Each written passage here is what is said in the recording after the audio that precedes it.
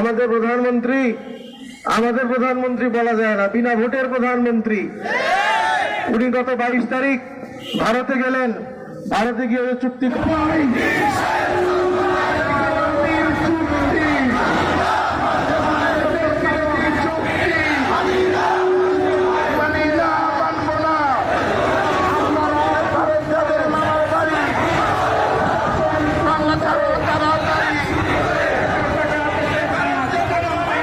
করেছে, সাথে সাথে দেশবাসী বুঝে ফেলেছে এই চুক্তি কিসের চুক্তি।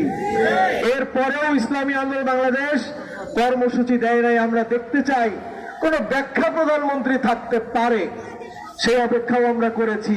কিন্তু দেখলাম প্রধানমন্ত্রী যে সাংবাদিক সম্মেলন করলেন, এটা একটা তেলবাজি আর হাস্যরসের সংবাদ সম্মেলন। কোন প্রধানমন্ত্রীর সংবাদ সম্মেলন এমন হতে পারে না।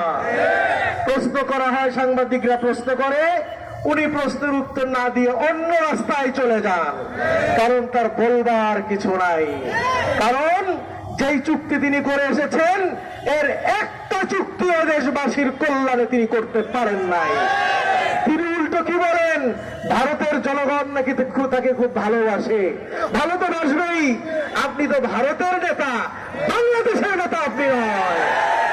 আপনি বলেছেন ভারতের লোক আপনাকে ভালোবাসে, আপনার সুযোগ আছে। আগেও বলেছিলাম, বোরকা পরে একদিন রাস্তায় বাজারে গিয়ে আপনি গোপনে গণমানুষের আপনি রিপোর্ট নেন, তেলবাজদের রিপোর্ট আপনি নিয়েন না। দেখেন মাঠে বাজারে আপনি খোঁজ করে দেখেন, এদেশের কয় % মানুষ আপনাকে ভালোবাসে আর কত লোক আপনাকে দৈনিক ধিক্কার দেয়। প্রধানমন্ত্রী এবং তেলবাজ কেউ কেউ খুব খুশি হয়েছে। বলে কি, ভারতীয় সরকার, মোদী সরকার ক্ষমতায় আসার পর প্রথম কোন বিদেশি সরকারকে আমাদের প্রধানমন্ত্রীকে আমন্ত্রণ জানিয়েছে। এটা খুব খুশির ব্যাপার। এ সমস্ত কথা বলে দেশবাসীকে ভুলিয়ে রাখা যাবে না। কেন আপনাকে ডাকে আপনি জানেন, এটা মোদী সরকারের সফলতা। সেটা কি, প্রত্যেকটা সরকার চায় সে ক্ষমতায় আসার পরে কি দেশের জন্য সে করতে পারে না, সে চায়।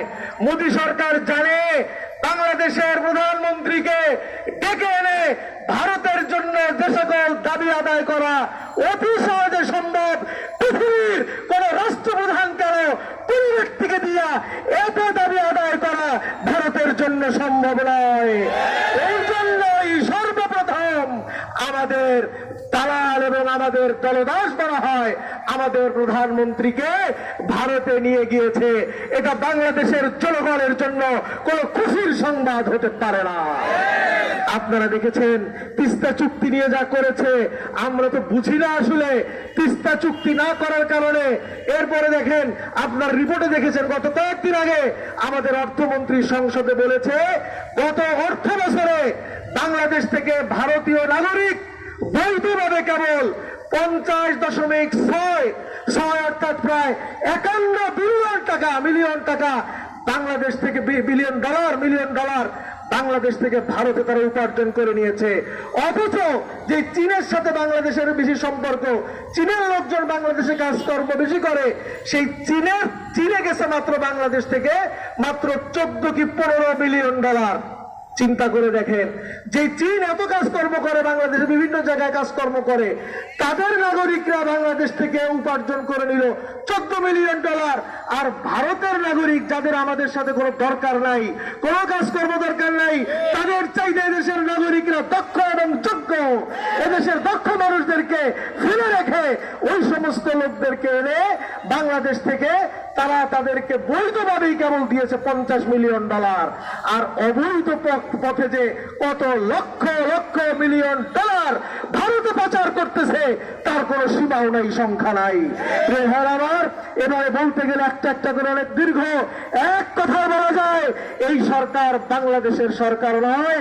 আমাদের কুতুবুল আলম সৈয়দ ফজলুল করিম রহমতুল্লাহ বলে গিয়েছেন, আওয়ামী লীগ সরকার হলো ভারতের সরকার, বাংলাদেশের সরকার সে না।